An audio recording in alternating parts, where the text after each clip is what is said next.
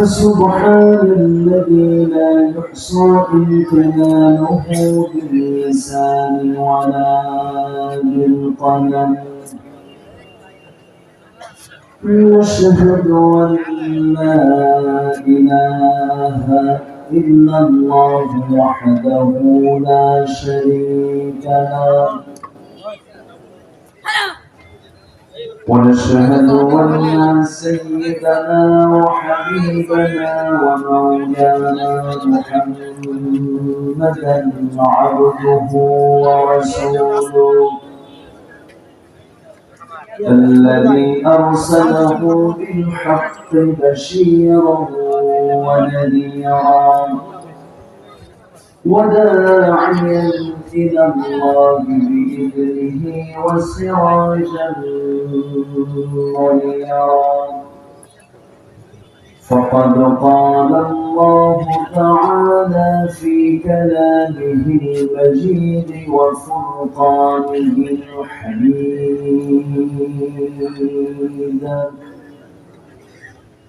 أعوذ بالله من الشيطان الرجيم بسم الله الرحمن الرحيم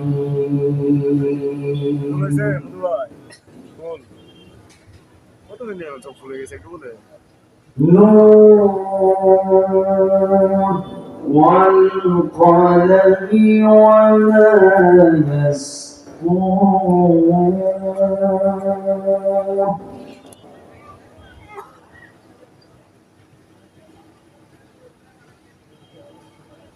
ما أنت بنعمة ربك بمجنون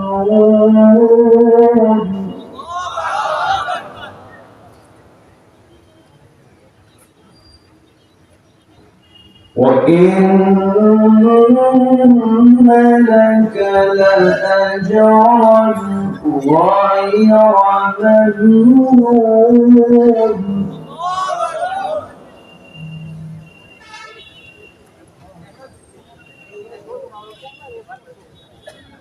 وإن لك لأجرا غير ممنون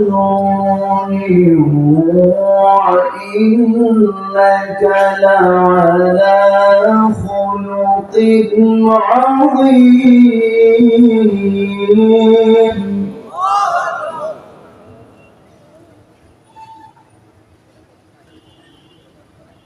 فستبصر ويبصرون بأيكم المفتون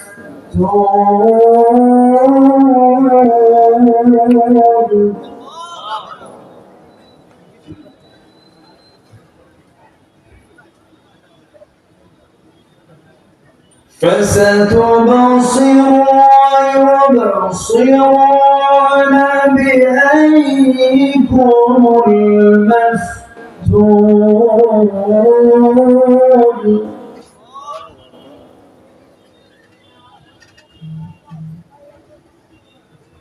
إن ربك هو أعلم بمن ضل عن سبيله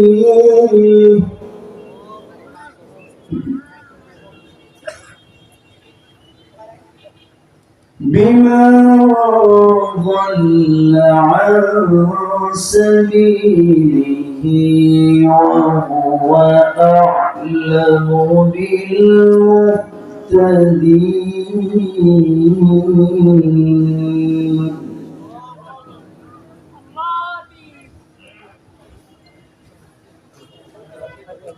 الله أكبر بسم الله الرحمن الرحيم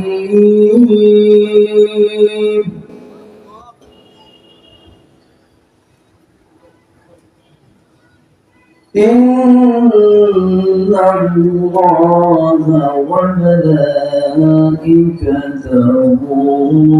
يصلون على النبي يا أيها الذين آمنوا صلوا عليه وسلموا تسليما اللهم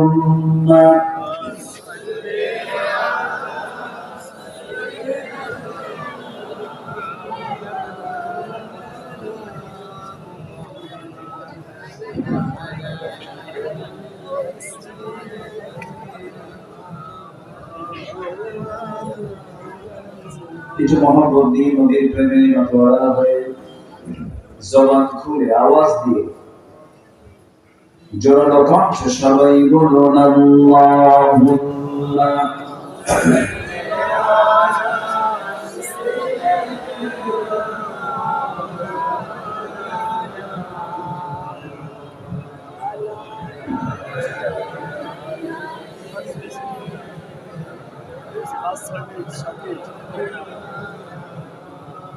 সবাই বলুন বালাগাল উলা বিকামালিহি কাশাফাত তুজা বিজামালিহি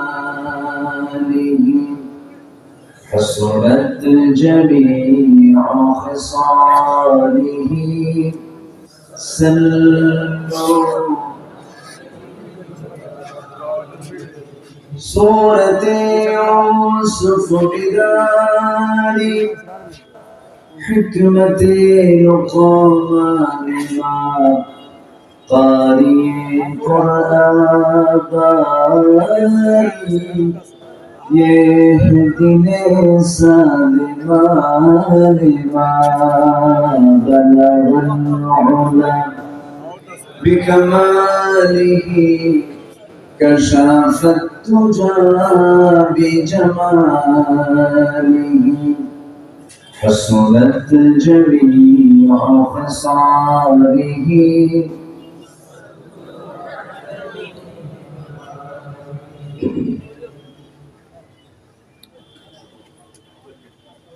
বৃহত্তর ময়মনসিংহ অঞ্চলে শেরপুর জেলার পৌর পার্কে অনুষ্ঠিত দারুস সালাম ট্রাস্ট কর্তৃক আয়োজিত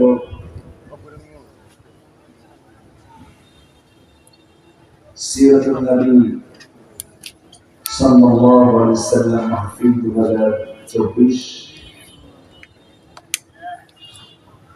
14 সেপ্টেম্বরে অনুষ্ঠিত আজকের এই মহতি মাহফিলের সম্মানিত সুযোগ্য সভাপতি বয়োবৃদ্ধ জনবৃদ্ধ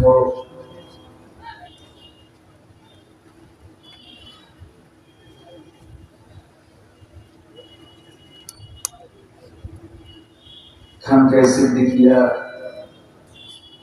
জমিনী মোড়ার সম্মানিত সাহেব মুহতারাম মাওলানা আবু রাশেদ মোহাম্মদ বাকির হাফিজাহুল্লাহ, আজকের মাহফিলের বরেণ্য অতিথিবৃন্দ, বিশেষ করে আজকের এই প্রোগ্রামের বরেণ্য প্রধান অতিথি শহীদ কাফেলা, দুর্জয় কাফেলা, এদেশের সবচেয়ে মজলুম একটি সংগঠন, ছাত্র সংগঠন বাংলাদেশ ইসলামী ছাত্র শিবিরের সাবেক কেন্দ্রীয় সভাপতি, ইসলামী আন্দোলনের অকুতোভয় সৈনিক, সিপাহ সালার, হাফিজুল কোরআন মাওলানা রশিদুল ইসলাম হাফিজাহুল্লাহ, অতিথি শেরপুর জেলা জামায়াতের সম্মানিত আমির জনাব মাওলানা হাফিজুর রহমান, আজকের মাহফিলের সম্মানিত মেহমানবৃন্দ, সুশীল সমাজ, বিশেষ করে আজকের মাহফিলের প্রধান আকর্ষণ যাদেরকে নিয়ে আজকের এই সাজানো গোছানো বর্ণাঢ্য আয়োজন, তাওহীদের পতাকাবাহী, কালেমার ঝান্ডাবাহী, দ্বীন ইসলামের নরসারদুল বীর মুজাহিদ, প্রাণ প্রিয় সম্মানিত দ্বীন ভাইরা, আড়ালে বসে আছেন সম্মানিতা শ্রদ্ধেয়া মা বোনেরা। আলোচনার সূচনায় আনুষ্ঠানিকতার মধ্য দিয়ে আমার পক্ষ থেকে আবারও দিল খোলা সালাম, আসসালামু আলাইকুম ওয়া রাহমাতুল্লাহি তাআলা ওয়া বারাকাতুহু। সালামের জবাব একটু দুর্বল মনে হলো, একটু মেজাজ দিয়ে উত্তর দিলে ভালো হয়। আসসালামু আলাইকুম ওয়া রাহমাতুল্লাহ। সবাই কেমন আছেন? আমাদের প্রশ্ন করবেন, এ তো ভালোবাসার লক্ষ্য। আল্লাহ তাআলা আমাকে আপনার মতোই আপনার কাতারেই রেখেছেন, বলি আলহামদুলিল্লাহ। সম্মানিত ভাইরা, মহান রব্বুল আলামিনের শুকরিয়া। কোরআনের আলোচনা বিগত 15 থেকে 16টি বছর মেট্রোপলিটন, সিটি কর্পোরেশন, টাউন, পৌর এলাকায় বিগত 15-16 বছর বাস্তবায়ন হতে দেয়নি। যে মাহফিলগুলো আমরা করেছি, কোন গ্রামের ভিতরে, কোন চরাঞ্চলে, দ্বীপাঞ্চলে, বিভিন্ন জায়গায়, তার পুলিশ আস্তে আস্তে মাহফিল শেষ। এরকম করে এই প্রায় বলা চলে 1.5 যুগ এরকম করে পার করতে হয়েছে। আজকে স্বস্তির নিঃশ্বাস ফেলতে পারছি, আলহামদুলিল্লাহ। আজকে শেরপুরে হার্ড পয়েন্ট, জেলার হার্ড পয়েন্টে কোরআনের মাহফিল অনুষ্ঠিত হচ্ছে। এই সুযোগ মূলত কোরআন যিনি নাযিল করেছেন তিনি আমাদেরকে এই সুযোগটা তৈরি করে দিয়েছেন। সেই মহান রবের শানে বলছি আলহামদুলিল্লাহ। চিৎকার মেরে বলছি আল্লাহুম্মা ইন্নী আসআলুকা আল-হুদা ওয়াত-তুকা ওয়াল-আফাফা ওয়াল-গিনা। সবাই বলি আল্লাহুম্মা লাকা আসলামতু ওয়া বিকা আমানতু ওয়া আলাইকা তাওয়াক্কালতু ওয়া ইলাইকা আনাবতু ওয়া বিকা খাসাতু। আমরা আল্লাহ তাআলার শুকর আদায় করে দিলাম। সম্মানিত হাজিরিন, উঠতে একটু দেরি হলো, শেষ হতে যদি একটু দেরি হয় কষ্ট হবে? আজকে আবহাওয়াটাকে নাতিশীতোষ্ণ করে দিয়েছেন তিনি কে? ভাদ্রের তাল পাকা গরম। কিন্তু এ মাসে তাল পাকে প্রচন্ড গরম, ভ্যাবসা গরমকে আল্লাহ তাআলা একদম শীততাপ নিয়ন্ত্রিত করে দিয়েছে। এত সুন্দর আবহাওয়া কেন জানেন? কোরআন শোনার জন্য করে দিয়েছে। ঢাকাতে প্রচুর বৃষ্টি। আমি গোলাম কিবরিয়া ভাইকে বলি, ভাই মাহফিল করবেন কেমন? কিন্তু ঢাকাতে ক্যাটস এন্ড ডগস, মুষলধারে বৃষ্টি হচ্ছে, এখানে কোনো বৃষ্টি নাই।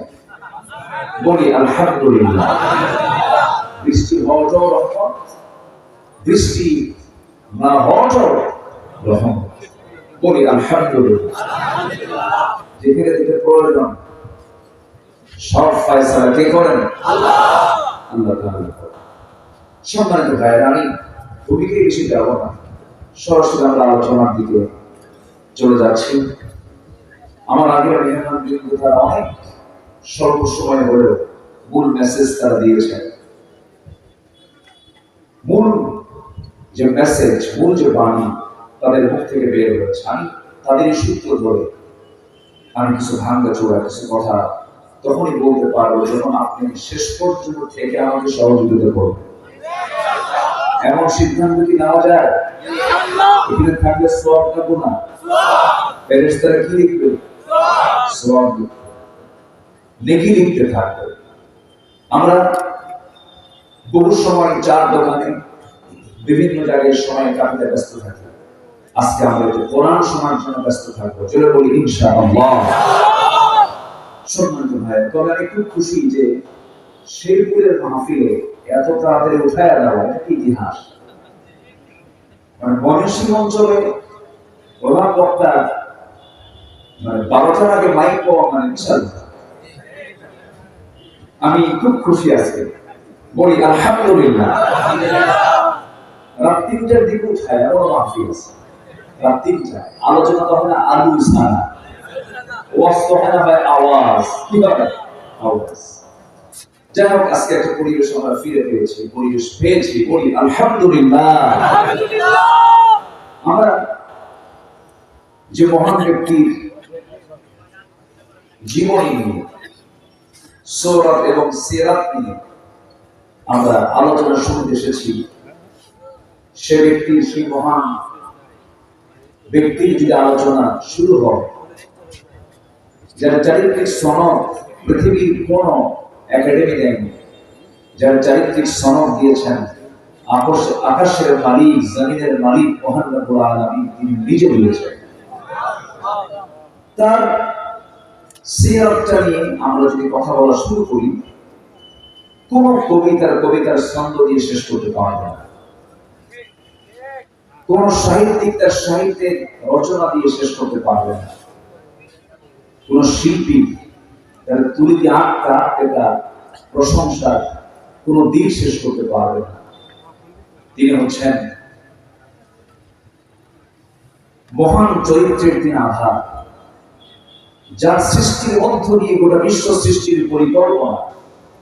তিনি হচ্ছেন আমার আপনার উত্তম আদর্শের বাস্তব নমুনা, রাহমাতে আলাম রাসূল আকরাম জনাবে মুহাম্মদুর রাসূলুল্লাহ সাল্লাল্লাহু আলাইহি ওয়াসাল্লাম। সূরাতুল আহজাবের একটা আয়াত দিয়ে এই পোস্টার শুরু করা হয়েছে। লাকাদ কানা লাকুম ফি রাসূলিল্লাহি উসওয়াতুন হাসানাহ। আল্লাহ তাআলা তাকে উত্তম চরিত্রের আধার বানিয়েছেন। তিনি হচ্ছেন আমাদের জন্য মডেল। আমাদের মডেল একজন, তিনি হচ্ছেন মুহাম্মদুর রাসূলুল্লাহ। এক জায়গায় না সব জায়গায়? আসতে বলবেন না, এক জায়গায় না সব জায়গায়? এখানে অনেক আপত্তি। রাসূলকে ধর্মীয় নেতা মানতে চায়, কিন্তু তিনি যে একজন রাজনৈতিক লিডার ছিলেন, তিনি যে একজন রাষ্ট্রপতি ছিলেন, বিচারপতি ছিলেন, যোদ্ধা ছিলেন, তিনি যে বিচারালয়ে বসে তিনি বিচার সম্পন্ন করেছেন, এই বিষয়গুলোকে অনেকেই মানতে চান। এমন শ্রেণীর মুসলিম নামধারী অর্ধেক মুসলিম আমার দেশে আছে না নাই? আসতে বলবেন আছে না নাই? অর্ধেক মুসলিম এমন কোন কন্ডিশন কি ইসলামে আছে? ইসলাম মানতে হবে অর্ধেক না পুরোপুরি? ইসলাম শর্তই হচ্ছে যদি মানতে চাও পুরোপুরি মানে। হুকুমটা কার? আল্লাহ।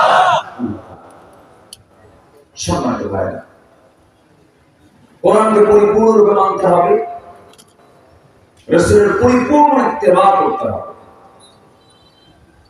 রাসূলকে পৃথিবীর সকল মানুষের ঊর্ধ্বে তার স্থান দিতে হবে।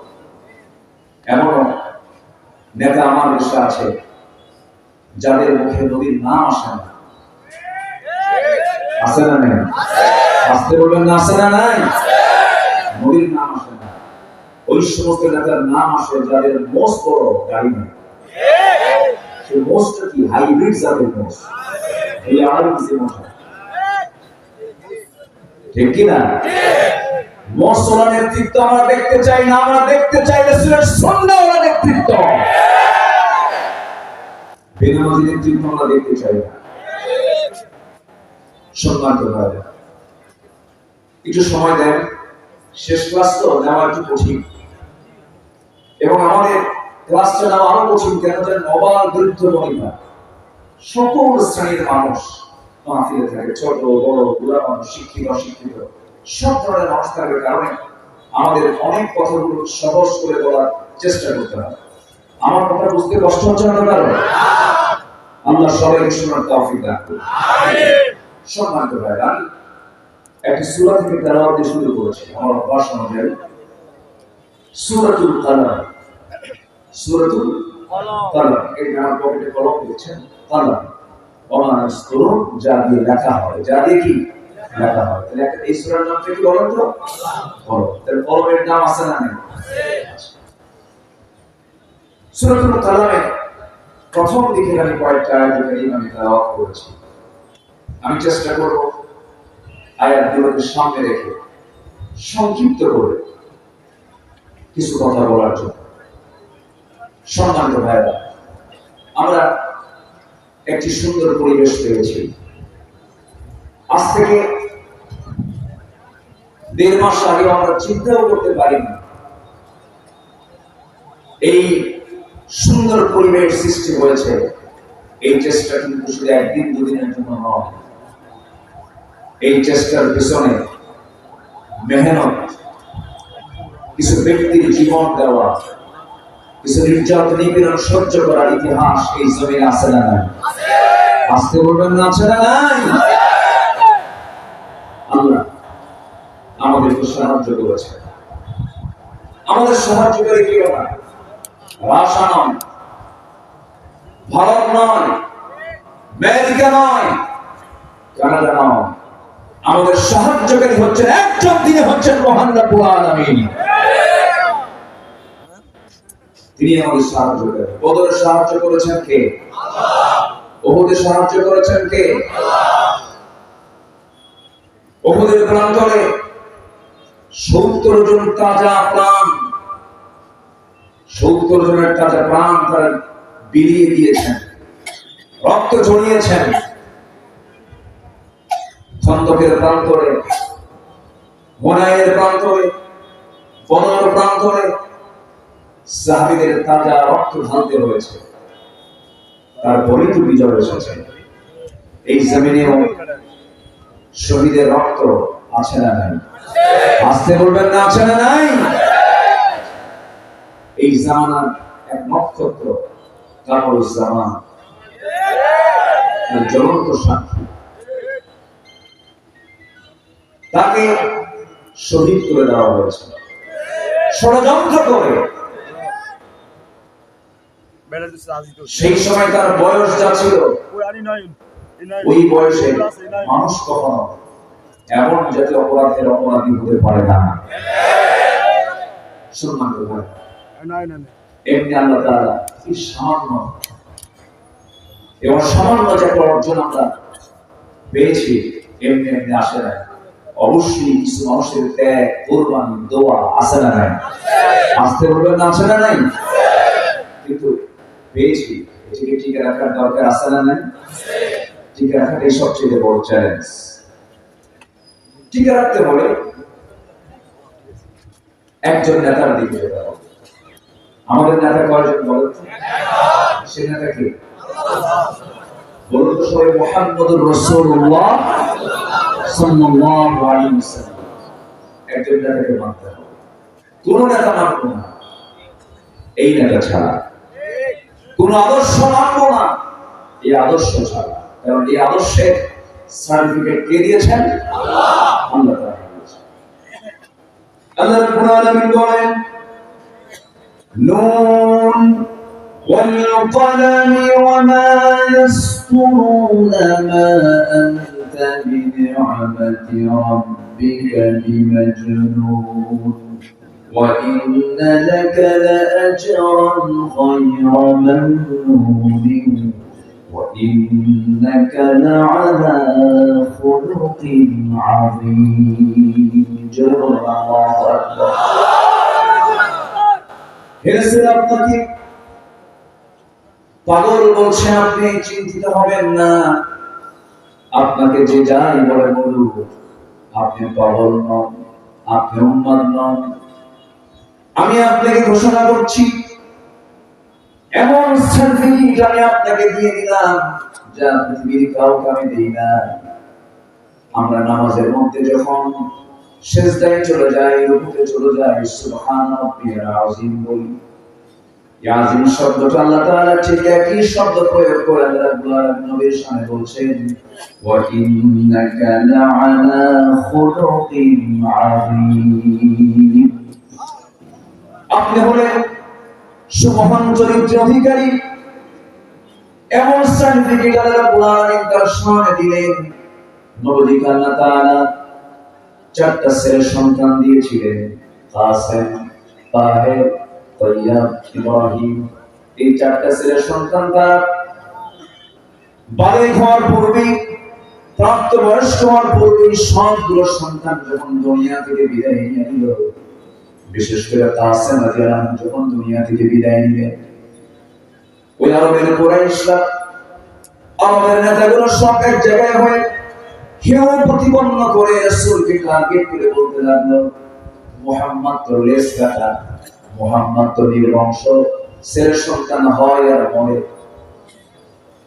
মুহাম্মাদের পক্ষে তার আল্লাহ নাই নাউজুবিল্লাহ এমন জাতীয় গালিগালাজ নবী রাসূলকে নিয়মিত করা হতো নবী একটি বারের মতো মুখ হতেন না আল্লাহ তাআলা সঙ্গে সঙ্গে আয়াত নাযিল করে একটা পরিপূর্ণ রাসূলকে একটা পরিপূর্ণ সূরা উপহার দিলেন আল্লাহ রাব্বুল আলামিন সুন্দর করে রাসূলকে লক্ষ্য করে বলছেন যারা পারেন ঠোঁট মিলিয়ে বলুন ইন্না আ'তাইনাকাল কাউসার ফাসাল্লি লিরাব্বিকা ওয়ানহার ইন্না শানিআকা হুয়াল আবতার হে রাসূল আমি আপনাকে হাউজে কাউসার দান করেছি আমি আপনাকে যা দিয়েছি পৃথিবীর কাউকে তা দেই নাই অতএব আপনি নামাজ পড়ুন আপনি কোরবানি করুন যারা বলতেছে আপনাকে লেস কাটা তারাই হলো প্রকৃত লেস কাটা এটাই তো আমরা কম শুনি কম শুনছি 2014 সাল রাজশাহীর বারবার মাহফিল আমি মাহফিলের কাছাকাছি চলে গেছি প্রায় ওসি মহোদয় আমাকে ফোন দিয়ে বলে হুজুর আপনার আসা যাবে না কেন আপনার আসা যাবে তো বললাম ওসি মহোদয় আপনি আমাকে চিনেন এর নাম শুনছেন তো আপনারা দেখছেন না তো আপনি আমাকে বলছেন না আপনার ব্যাপারে থানায় রিপোর্ট আসছে আপনার আসা তো বললাম আমার তো 1971 সালে তো জন্ম দূরই থাকে আমার মায়েরই তো বিয়ে হয় তো এই হচ্ছে এই 16 বছরের চিত্র আয়না ঘর বানিয়েছিল তারা বানিয়েছিল তারা অনেক কিছু করেছিল তারা এত অপকর্ম করেছে ঘন্টার পর ঘন্টা বললো শেষ হবে না ফেরাউন ছিল পুরাতন ফেরাউন এরা 16 বছর কায়েম করেছে নব্য ফেরাউনের নীতি তারা এখানে বাস্তবায়ন করতে চেয়েছিল নব্য ফেরাউন সেজেছিল তারা সম্মানিত ভাইয়েরা আমার পাশে দিকে বসে আছে কম নির্যাতন হয়নি কম নিপীড়ন হয়নি সম্মানিত বন্ধুগণ এদেশের ফকিররাও নিরাপদ ছিল না থানার কোঠা ছিল থানার কোঠা যে এতগুলো আসামি মামলা দিতেই হবে লোক আর খুঁজে পায় না রাস্তার ফকিরে নিয়ে এসে মামলা দিচ্ছে এরকম রেকর্ড আছে না সম্মানিত ভাই মামলা বেশি হওয়া ভালো না না হওয়া ভালো আমার নবীজির ইন্তেকালের পর খায়রুল কুরুনি কারনি সুম্মা আল্লাযীনা ইয়ালুনাহুম আমার নবীজির ইন্তেকালের পর প্রথম খলিফা কে হয়েছিলেন খলিফা মোট কয়জন? প্রথম খলিফা আবু বকর সিদ্দিক রাদিয়াল্লাহু তাআলা আনহু। তার খেলাফত আমলে মদিনার গভর্নরের দায়িত্ব পালন করেছেন ওমর ফারুক রাদিয়াল্লাহু তাআলা। তিনি 2টা বছর গভর্নরের দায়িত্ব পালন করে বিচারপতির দায়িত্ব পালন করলেন। 24 মাস তার ডিউটি যখন শেষ হলো, যেদিন তার ডিউটি শেষ, অফিস থেকে ফেরার পথে আফসোস করে বলছেন, 24টা মাস বিচারপতির আসনে বসে থাকলাম, অফিস করলাম, কিন্তু একটা মামলার রায় দিতে পারলাম না, মানে মামলাই নাই। যেরকম সুবহানাল্লাহ। করলাম রাষ্ট্রের বৈশিষ্ট্য হলো সেই রাষ্ট্রে কোনো মামলা থাকবে না। বিগত 16 বছর যে মামলা হয়েছে, 50 বছর একটা মামলা হয়নি, ঠিক কিনা? সেই মামলার আসামি ছিল দেশের 18 কোটি মানুষ ছিল তার আসামি, বাড়িতে বাড়িতে আসামি বানিয়েছিল তারা, রাশের রাজত্ব তারা কায়েম করেছিল। তারা ওই আয়াতটা বলে গিয়েছিল, ক্ষমতার মালিককে আল্লাহ। আজকে ক্ষমতার মালিককে আল্লাহ। ওতুইজ্জু মান তাশা ওয়া তুযিল্লু মান তাশা বিয়াদিকাল খায়র ইন্নাকা আলা কুল্লি শাইইন কাদির। এটা বলে গিয়েছিল তারা। আল্লাহ আছে না নাই? আল্লাহ আছে না নাই? ছিলেন, আছেন, তোমরা থাকবে না, জালিম থাকতে পারে না। কি জানি বললো, হাসিনা পালায় না, বলছে কিনা? বলছে কিনা? পালাইছে। সম্মানিত ভাইরা, 2009 সাল আল্লামা সাঈদী রাহিমাহুল্লাহ শেষ হজ, আল্লাহ তাআলা আমাকে সেই বছরই হজে নিয়েছিলেন, আমিও গিয়েছিলাম 2009 সালে। শামীম ভাই ওনার ছেলে, মেজর ছেলে শামীম সাঈদী হাফিজাহুল্লাহ, তিনিও ছিলেন। সবাই মিলে তাকে বলা হলো, দেশের অবস্থা যেহেতু খারাপ, আপনি কি সিদ্ধান্ত নিতে চাচ্ছেন? তখন ট্রাইব্যুনাল গঠন হচ্ছে। উনি বললেন, আমি কি পালানোর মানুষ? আমি পালাবো? আমার কর্মী, আমার দিনী ভাইরা আমার দেশে মুসিবতে থাকবে, আমি বাইরে পালায় থাকবো, আরামে থাকবো? আমি আমার মাটি, আমি আমার ইসলামী আন্দোলনের কর্মীদেরকে রেখে আমি একাকী আরামে জীবন যাপন করতে পারি না, আমার সমাজে ফিরে যেতেই হবে। তিনি ফিরে এসেছেন। তারা আলেমরা পালায় না, ওরা পালায়? পালানো কারা? জালিম। জালেমরা পালায়, আলেমরা সম্মানিত ভাই, তাহলে আমাদের চরিত্র আদর্শ নিতে হবে কয়জন ব্যক্তি থেকে? কয়জন ব্যক্তি থেকে? তিনি কি আমাদের দূর না আপন? দূর না আপন? খুব আপন। দূরের তিনি নন কেউ, তিনি খুবই কাছের জন আমাদের। আমার বন্ধুগণ, আমার নবী একদিন আবেগপূর্ণ পরিবেশ তৈরি করে সাহাবায়ে কেরামদের সামনে একদিন বলেন, সাহাবীরা শোনো, কাল হাসরের ময়দানে তোমরা যদি আমাকে কোথাও না পাও, 3টা জায়গায় তোমরা আমাকে তালাশ করবে, 3 জায়গায় যে কোনো একটা জায়গায় যদি পেয়ে যাও, একসঙ্গে আমরা জান্নাতে চলে যাব। নাম্বার 1 হলো তোমরা আমাকে খুঁজবে কোন সিরাতে, কোন সিরাতে যদি না পাও, মিজানের পাল্লার কাছাকাছি খুঁজবে তোমরা, সেখানে যদি না পাও, হাউজে কাউসার আমাকে খুঁজবে, ইন্না আতাইনাকাল কাউসার, হাউজে কাউসার আমার সঙ্গে তোমার যদি মোলাকাত হয়ে যায়, আমি আমার বরকতি হাত দিয়া জান্নাতের পেয়ালা দিয়া হাউজে কাউসার থেকে পানিটা উঠায় আমি তোমাকে পান করায় দেব, জন্মের মতো তৃষ্ণা নিবারণ হয়ে যাবে, আমি তুমি মিলে একসঙ্গে জান্নাতে প্রবেশ করব। সেই জান্নাতকে আমরা পেতে চাই নাকি? সবাই কি জান্নাত পেতে চায়? আমাদের মূল টার্গেট হলো জান্নাত। আল্লাহ রাব্বুল আলামিন বান্দাকে সুন্দর করে ডাক দিয়ে বলছেন, ইয়া আইয়াতুহান নাফসুল মুতমাইন্নাতু ইরজিই ইলা রাব্বিকি রাদিয়াতান মারদিয়াহ ফাদখুলি ফি ইবাদি ওয়াদখুলি জান্নাতি। আমার বান্দা হয়ে যাও, আমার অনুগত বান্দা হয়ে যাও, আমার হুকুমকে মেনে চলো, আমার আইন কানুনকে মেনে চলো, আমার পদ্ধতিগুলোকে মেনে চলো, আমার জান্নাতে প্রবেশ করো। জান্নাত তোমার জন্য আমি বানিয়েছি বান্দা। যখন কোন বান্দা আল্লাহর দিকে 1 হাত আগায়, আল্লাহ তার দিকে 10 হাত আগান। বান্দা যদি আল্লাহর দিকে 1 পা বাড়ায় দেয়, আল্লাহ ওই বান্দার দিকে 10 পা বাড়ায় দেন। যখন কোন বান্দা আল্লাহর দিকে হেঁটে হেঁটে আসে, আল্লাহর বান্দা তোর দিকে দৌড়ায় দৌড়ায় আসে। আল্লাহ আমাকে মাফ করতে চান, কিন্তু আমি তো আল্লাহর কাছে মাফ চাওয়ার সময় পাই না। দুঃখে বুকটা ফেটে যায়। আযান হয়ে যায় ফজরে, ফজরের মুসল্লি খুঁজে পাওয়া যায় না। আমি কি মিথ্যা বলছি নাকি? এরকম হচ্ছে কেন?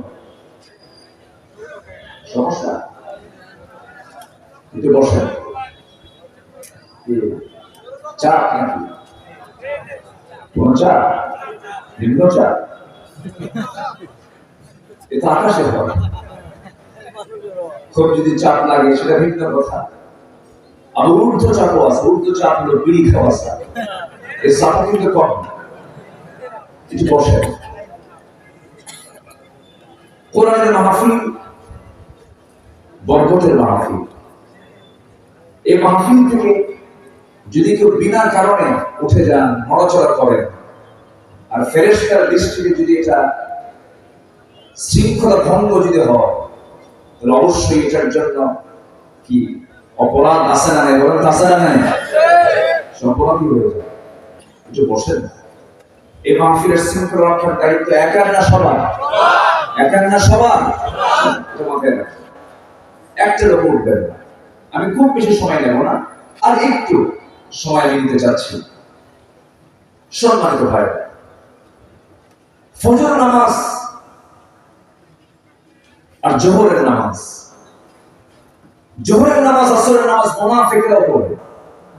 মুনাফিকরা জোহর নামাজ পড়তে পারে, আসর নামাজ পড়তে পারে, মাগরিব পড়তে পারে, কিন্তু মুনাফিকরা কখনো ফজর এবং ইশার নামাজ পড়তে পারে। তাহলে মুনাফিকের তালিকা থেকে নিজের নামকে মুছে ফেলার জন্য স্পেশালি কোন নামাজের দিকে বেশি খেয়াল রাখা দরকার? বলেন বলেন, কোন নামাজের দিকে? ফজরের মুসল্লি হলো আসর মুসল্লি। আজকে আমার দেশে মসজিদ বেশি না মুসল্লি বেশি? বলেন, মসজিদ বেশি না মুসল্লি বেশি? মসজিদ পাকা না ইমান পাকা? ইমান দখল করতে করতে 16 বছর মসজিদ কমিটিও দখল করছে।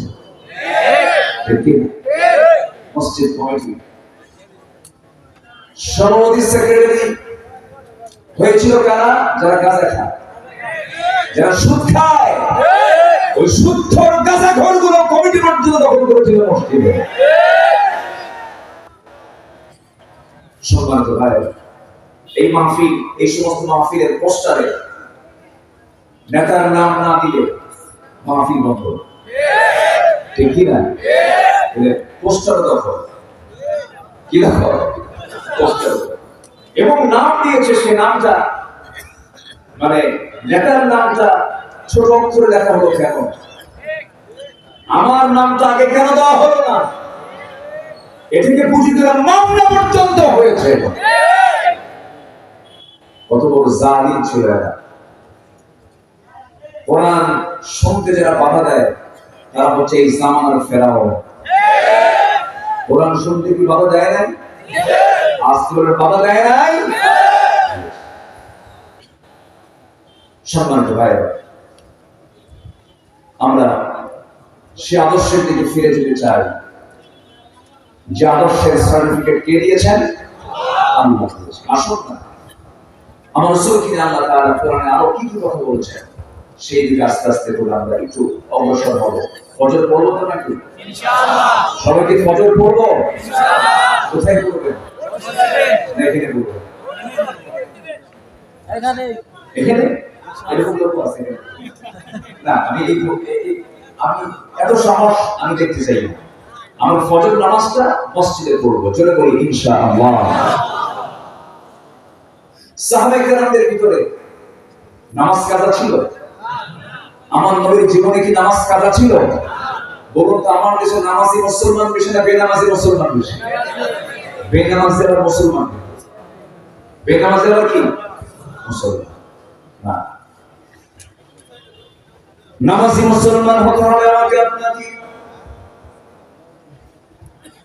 এই জাতির পরিবর্তন করার জন্য আগে নিজের পরিবর্তিত হতে হবে। আল্লাহ রাব্বুল আলামিন সুন্দর করে বলছেন, ইন্নাল্লাহা লা ইউগাইয়িরু মা বিকওমিন হাত্তা ইউগাইয়িরু মা বিআনফুসিহিম। আল্লাহ রাব্বুল আলামিন সেই জাতিকে কখনো পরিবর্তন করেন না যতক্ষণ না সে নিজে পরিবর্তিত না হয়। এই জন্য নিজের জীবনের পরিবর্তন আনতে হবে। নামাজি হয়ে যাবো, সুদ খাইছি খাবো না, চুরি করেছি চুরি করবো না, ডাকাতি করেছি ডাকাতি করবো না, জিনা করেছি জীবনে জিনা করবো না, মানুষকে ঠকাইছি আর জীবনে ঠকাবো না, এতিমের মাল নিয়েছি এতিমকে ফেরত দিয়ে দিব, ঘুষের কারবার করেছি আর ঘুষের কারবার করবো না, মিথ্যা সাক্ষী দিয়েছি আর মিথ্যা সাক্ষী দেব না। এমন করে যদি কোনো বান্দা তওবা করে ফিরে আসে, আল্লাহ রাব্বুল আলামিন তাকে সব তালিকা থেকে নামটা মুছে দিয়ে জান্নাতের তালিকায় তার নামটা তুলে দিবে।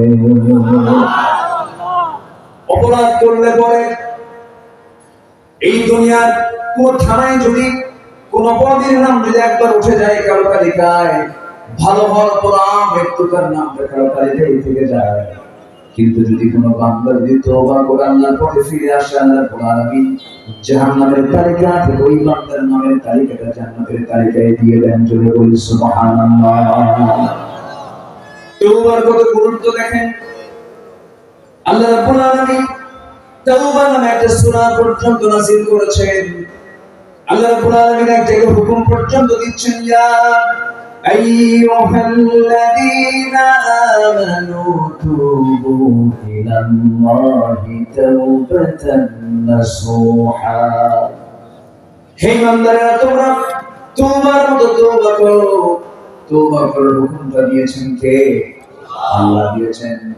দুনিয়ার দল করেছি আর দুনিয়ার দল করবো না, দল করবো কার? আস্তে আস্তে করে দল করবো কার? ইসলাম ছাড়া কোন দল করলে তার ঈমান থাকবে না।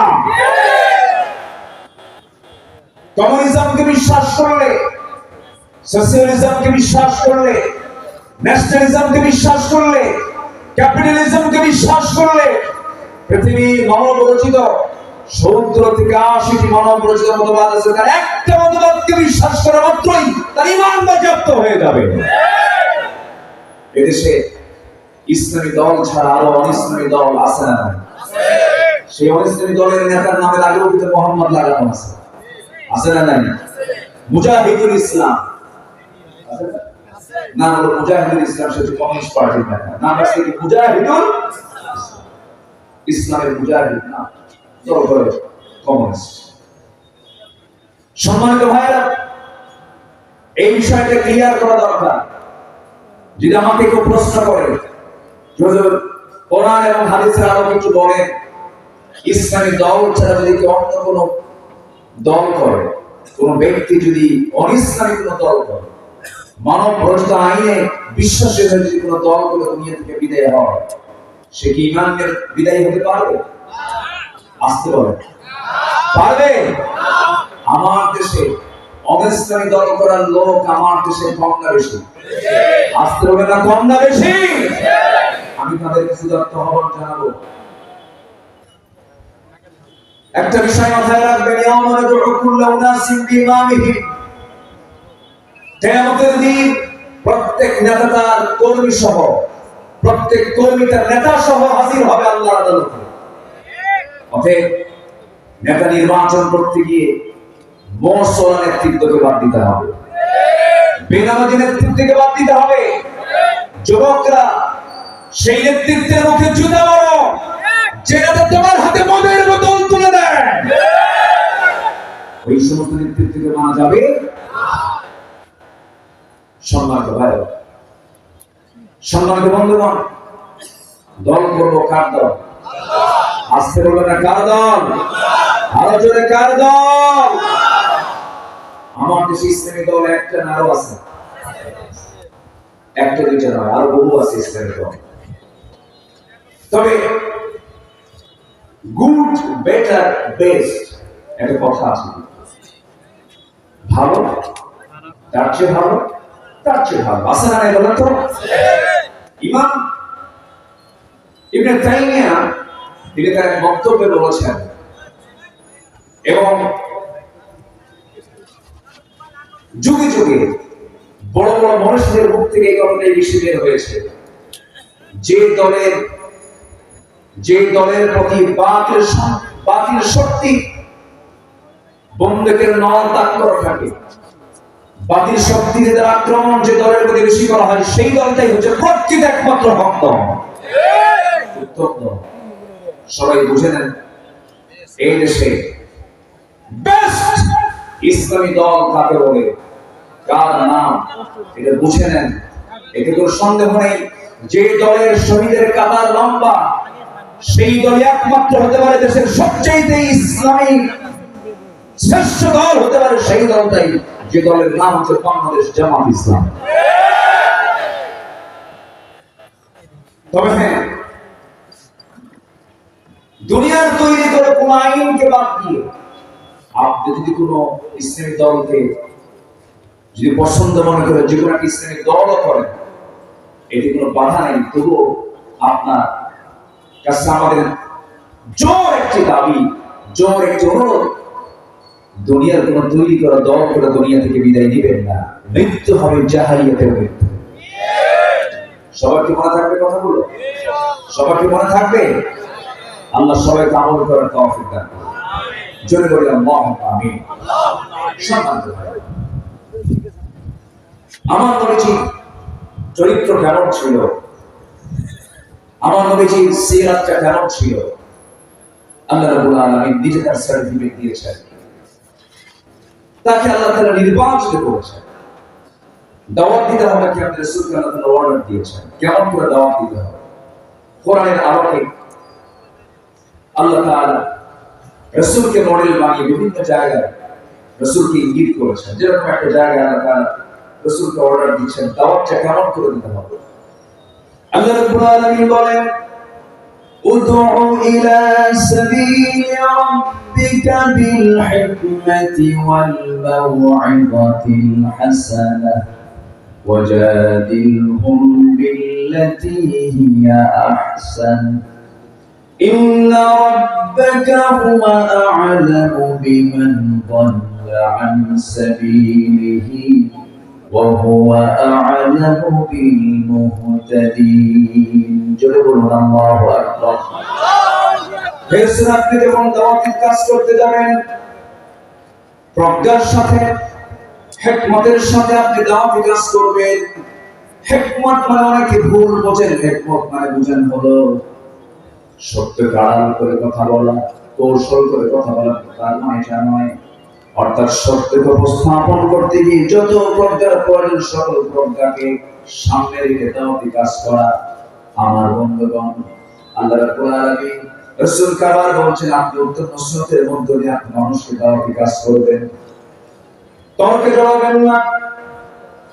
নাম্বার 2 হলো আমার নবীজি আরেকটা গুণ ছিল, আল্লাহ রাব্বুল আলামিন তাকে ভীতু বানান নাই, তাকে সাহসী করে পৃথিবীতে পাঠিয়েছেন। রাসূলকে ভীতু ছিলেন না সাহসী ছিলেন? ভীতু না সাহসী? সাহসী ছিলেন। তিনি কি ভয় পেয়েছেন কখনো? ইমানদারের ভয় পাওয়া কি জায়েজ আছে? ইমানদারের ভয় পাবে শুধু একজনকে, তিনি কে? ইমানদার আল্লাহকে ভয় পাবে। আমার নবীজি চুল পরিমাণ কখনো ভয় পান নাই, চুল পরিমাণ সত্য থেকে কখনো তিনি বিচ্যুত হন নাই। আল্লাহ রাব্বুল আলামিন তাকে অর্ডার দিচ্ছেন, ফাসদা বিমা তু'মার وأعرض عن المشركين جل الله أكبر হে রাসূল আপনি প্রকাশ্যে সময় দেন মুশরিকদেরকে আপনি পরোয়া করবেন না কাউকে আপনি পরোয়া করবেন না সবাইকে আপনি স্পষ্ট করে আমার দিনের দাওয়াতটা পৌঁছিয়ে দেন আমার নবীর ধৈর্য কম ছিল না বেশি ছিল বেশি করে নাম্বার 3 দ্বীনি দাওয়াতের সফলতার জন্য বড় একটা গুণগত দিক হলো ধৈর্যশীলতার পরিচয় বহন করা আল্লাহ রাব্বুল আলামিন এক জায়গায় বলেছেন ফাসবির কামা সাবারা উলুল আযমি মিনার রুসুলি ওয়া লা তাসতাজিল লাহুম জয় বলুন আল্লাহু আকবার এরপর আল্লাহ রাব্বুল আলামিন রাসূলকে আরেক জায়গায় অর্ডার দিচ্ছেন পরিবারের প্রতি তিনি দায়িত্বশীল ছিলেন পরিবারের প্রতি তিনি যত্নশীল ছিলেন মহান রাব্বুল আলামিন বলেন ইয়া আইয়ুহাল্লাযীনা আমানু কু আনফুসাকুম ওয়া আহলিকুম নার জয় বলুন আল্লাহু আকবার অনেকে আছে পরিবারের কোনো খোঁজ খবর রাখেন না আমার নবীজি শুধু নিজের জন্য ব্যস্ত ছিলেন না শুধু নেতৃত্বের জন্য ব্যস্ত ছিলেন না তিনি তার পরিবারের জন্য ব্যস্ত ছিলেন বলি আলহামদুলিল্লাহ অনেক স্ত্রী আন্দোলন করেন কিন্তু অনেকে পরিবারের তারা যত্নশীল হন না পরিবারের মেয়ে সন্তানগুলো বোরকা পড়ে কিনা সন্তানগুলো দিন করে মেনে চলে এই ব্যাপারে উদাসীনতা আছে না নাই বলেন তো আসতে বলবেন না আছে না নাই আমার নবীজি পরিবারকে সময় দিয়েছে আমার নবীজি তার একাধিক স্ত্রী ছিল একাধিক স্ত্রী লালন পালন সহজ কিন্তু কোনো বিষয় নয় এক স্ত্রী লালন পালন সহজ না একাধিক স্ত্রী লালন পালন সহজ এক স্ত্রী সহজ একাধিক স্ত্রী কঠিন আমার নবীজি একদিন বসে আছে 4 স্ত্রী আমার নবীর সামনে এসে বলছে ইয়া রাসূলুল্লাহ একটা কথা বলতে চাই কি আমাদের এই 4 জনের মধ্যে আপনি কাকে সবচেয়ে বেশি ভালোবাসেন আমার রাসূল মুস্কি হাসি মেরে বললেন আমি কার নাম জানি বলে তোমরা এখন চলে যাও আগামীকালকে আমি তোমাদেরকে এটার জবাব দেব আমি কাকে সবচেয়ে বেশি ভালোবাসি আমার রাসূল বললেন সন্ধ্যা হলেই অন্ধকারে আমার রাসূল বললেন কি 8টা খেজুর হাতে নিয়ে 2টা করে প্যাকেট করবেন প্রথম স্ত্রী ঘরে চলে গেলেন আম্মা জান আয়েশা সিদ্দিকা রাদিয়াল্লাহু আনহাকে লক্ষ্য করে বলছেন আয়েশা আমি তোমাকে দারুণ ভালোবাসি আমি তোমাকে দারুণ মহব্বত করি আমি তোমাকে 2টা খেজুর দিয়ে গেলাম কিন্তু 2টা খেজুর যে দিয়ে গেলাম এই কথাটা যেন অন্য কোন স্ত্রী এখানে না যায় তোমাকে কিন্তু খুব ভালোবাসি দ্বিতীয় স্ত্রী ঘরে গিয়ে এই কথাটাই বললেন তৃতীয় স্ত্রী ঘরে গিয়ে এই কথাটাই বললেন চতুর্থ স্ত্রী ঘরে গিয়ে এই কথাটাই বললেন চলে আসলেন পরের দিন সকালবেলা বুক ভরা আশা নিয়ে 4 স্ত্রী হাসি খুশি চেহারা নিয়ে নবীর সামনে চলে আসছে সবাইকে ভাবতেছে রাসূল মনে হয় আজকে আমার নাম চেয়ে বলবে 4 জন একসঙ্গে এসে বলছে ইয়া রাসূলুল্লাহ আপনি বলতে চেয়েছিলেন আপনি কাকে সবচেয়ে বেশি ভালোবাসেন আমার নবীজি মুস্কি হাসি মেরে বললেন আমার স্ত্রীরা আমি তাকেই সবচেয়ে বেশি ভালোবাসি যাকে গত রাত্রিতে লুকায় লুকায় 2টা খেজুর দিয়ে আসছি যা জোরে কান সুবহানাল্লাহ জোরে বলে সুবহানাল্লাহ কি চরিত্র ছিল তার ফাতিমা রাদিয়াল্লাহু আনহা তার মেয়ে ছিলেন বিয়ে দিয়ে বাপ মেয়েকে ভুলে যায় এমন বাপ আছে না আসতে বলবেন না আছে না নাই রাসূল 3 দিন পার হতে দিতেন না মেয়েটাকে বিয়ে দিয়ে দূরেও থাকতে দেন পাশে রেখেছেন 3 দিন যেত না তার আগে আমার নবী ফাতিমাকে দেখে চলে আসতেন আমার নবী 3 দিন যেতে পারেন নাই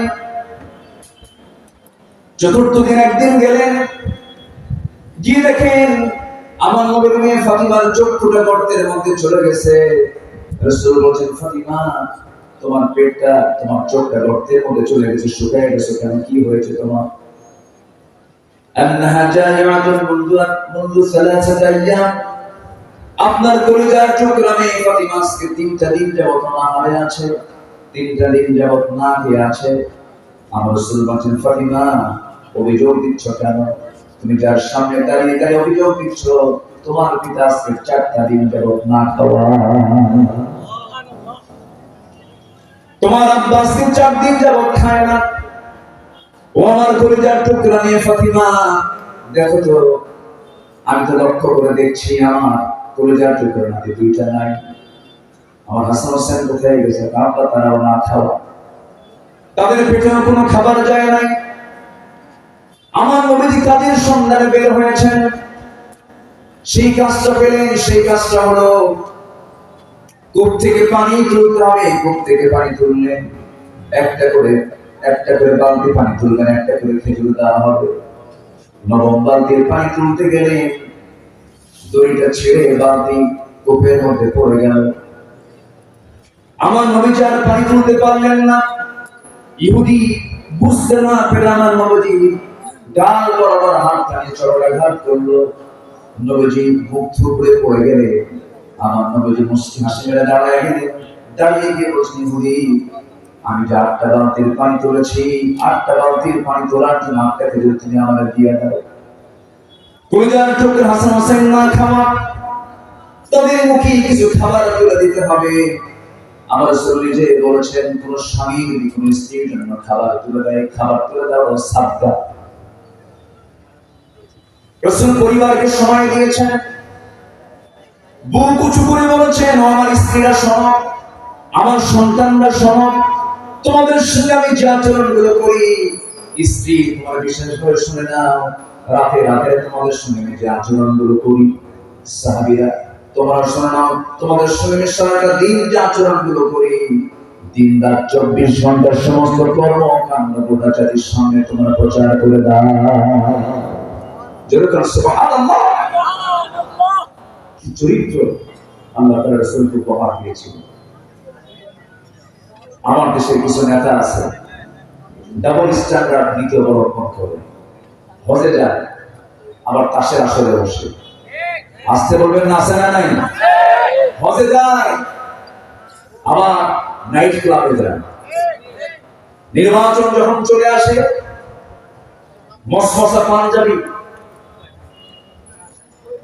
আতর 4-5টা লাগায়া, ঘাড়ে একটা হাসি রুমাল লাগায়া, এক আসরের নামাজ 4-5 বার পড়ে। আছে কি লাগে? যেখানে ভোট চাওয়া দরকার সেখানে আগে যান নামাজ। ভাই ভোট চাইতে আসছে, একটু ভোটটা দিও। আমি তো বুজুর্গ মানুষ, আছে কি না বলেন? আসতে বলবেন, আছে না নাই? দিনের আলোতে তাদের সুরত একরকম হয়, রাতের আধারে তাদের আসল চরিত্র প্রকাশ পেয়ে যায়। নাইট ক্লাবে, বোট ক্লাবে, তাসের আসরে, মদের আসরে আলেম ওলামাকে পাবেন না। মদের আসর, তাসের আসরে তাদের কি পাবেন? যারা মদের আইন, তাসের আইন যারা পাস করেছে, তাদের কি পাবেন? আমার নবীজি যে সমাজে নেতাদের চোখের সামনে বড় হয়েছিলেন, সে নেতাগুলো মদ্যপ ছিল, জেনাকার ছিল। আমার রাসূল যখন বললেন মদ চলবে না, জেনা চলবে না, তখন রাসূলের বিরুদ্ধে ষড়যন্ত্র শুরু হয়েছিল। ঠিক তেমনই আজকের সমাজেও যখন আমরা এই জাতীয় কথা বলি, তখন আমাদের বিরুদ্ধে হাজারো ষড়যন্ত্র করা হচ্ছিল এই দীর্ঘ 16টি বছর ধরে। আমরা স্বস্তি বিশ্বাস পাচ্ছি এখন। আমাদের মূল দায়িত্ব হচ্ছে একটাই, সেটা হলো কোন আইন মানি না, আল্লাহর আইন ছাড়া। এই সিদ্ধান্ত কি নেওয়া যায়? আমরা বাংলাদেশকে দেখতে চাই কোরআনের বাংলাদেশ, বাংলাদেশকে দেখতে চাই আমরা ইসলামের বাংলাদেশ। বাংলার শাসন করবো মনের মতো একজন নেতা আমরা দেখতে চাই। বঙ্গভবনের যিনি বাসিন্দা হবেন, তিনি বাইতুল মুকাররমের খতিব হবেন। এই দৃশ্য দেখতে চান কারা কারা? হাত তুলে দেখাতে পারেন।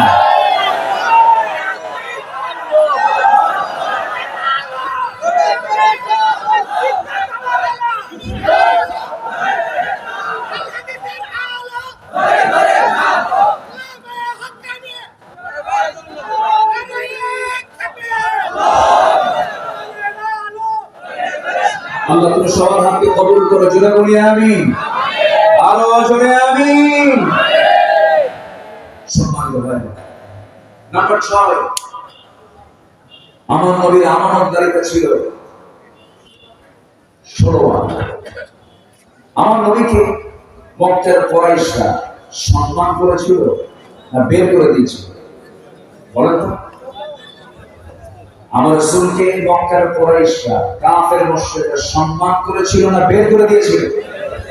বের করে দিয়েছিল।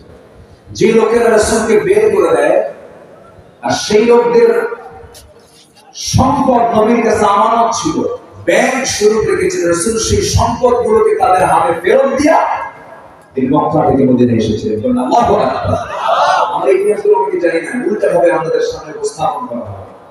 আমার নবী যে রাতে মক্কা থেকে মদিনায় হিজরত করলেন, আমার নবীর বিছানায় রেখে গেছেন কাকে? বলেন কাকে? কেন? এই ব্যাখ্যাটা অনেকে দেন। কেন তাকে রাখা হলো? কেন তাকে নিয়ে আসলেন না? তার কারণ হলো, আমার রাসূল যখন মক্কা থেকে মদিনায় হিজরতের সিদ্ধান্ত নিলেন, আল্লাহ তাআলা তাকে অর্ডার দিলেন। আমার নবী আড়াল করে আসতেছেন, লুকায় লুকায় আসতেছেন, কিন্তু ওই কাফির মুশরিকদের মক্কার বাসিন্দাদের কিছু সম্পদ আমার নবীর কাছে নিরাপত্তার স্বার্থে তারা জমা রেখেছিল। রাসূলকে তারা গালি দিয়েছে একভাবে, কিন্তু রাসূলকে তারা কখনো মিথ্যুক বলেনি। তাদের রাসূলকে তারা বলেছে আল আমিন, আস-সাদিক, আমানতদার, বিশ্বস্ত মুহাম্মদ। আল্লাহু আকবার। যেমন আজকেও বলে, অনেকেই বলে এরা ইসলামের দল করে, লোকগুলো ভালো, গাঁজা খায় না, মদ খায় না, দোষ একটাই, ইসলামের দল করে। আছে কিনা বলেন? আছে কিনা? আজকেও কিন্তু এই জাতীয় কথা বল। আমার নবীজি রাতে আধারে আলীকে আস্তে করে ডাক দিয়ে বলছেন আলী, আমি যে চলে যাচ্ছি, আমি যে আল আমিন, আমি যে আস-সাদিক, আমি যে আমানতদার, আমি যে সত্যবাদী, এটা তো নষ্ট হয়ে যাবে। এই অর্জন আমার অবশ্যই আমার রক্ষা করতে হবে। আমি তোমাকে দায়িত্ব দিচ্ছি, খাতা নাও, কলম নাও, এই জবাব এই টাকাটা পাবে, অবক আমার কাছে এটা রাখছে, এগুলো তোমার হাতে দিয়ে গেলাম। সকালবেলা আমার প্রতিনিধিত্ব তুমি করবে, আমার অনুপস্থিতিতে আমার কাছে রেখে দেওয়া জামানত গুলো এই কুরাইশদের হাতে তুমি, আমার অনুপস্থিতিতে আমার দায়িত্ব তুমি পালন করে সবার হাতে হাতে তুমি আমার পরে করে পৌঁছানো। যেটা বলে সুবহানাল্লাহ। আমার নবীজি এই কথাগুলো আলীকে রেখে চলে গেলেন। সাইয়েদনা আলী সকাল হলো, শব্দ চলে আসলো, চুল পরিমাণ কোনো ভয় নেই। ওনার মনে মনে চিন্তা, আমি শুয়ে থাকবো নবীর ঘরে, নবীর বিছানায়, ওরা আমাকে অতর্কিত হামলা করে আমাকে আঘাত করবে, রক্তাক্ত করবে, আমি শহীদ হয়ে আল্লাহর জান্নাতে প্রবেশ করব।